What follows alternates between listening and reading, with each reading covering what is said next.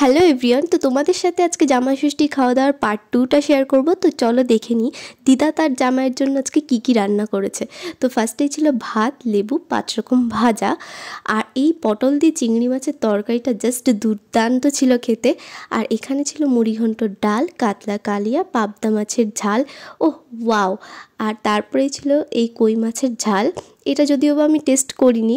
তারপরে ছিল মাটন, আর এই চাটনি নিয়ে আরেকটা গল্প আছে। এটা ছিল, এই চাটনিটা লেবুর পাতা দিয়ে হয়েছিল, আর আমগুলো ছিল খোসা শুদ্ধ, জাস্ট খেতে অসাধারণ ছিল। তারপরে ছিল এই পাঁপড় আর ফলের একটা থালি, আর তার সাথে এরকম জামাই আদরের একটা মিষ্টি থালি, জাস্ট দেখতে অসাধারণ লাগছিল, আর খেতেও হয়েছিল দুর্দান্ত।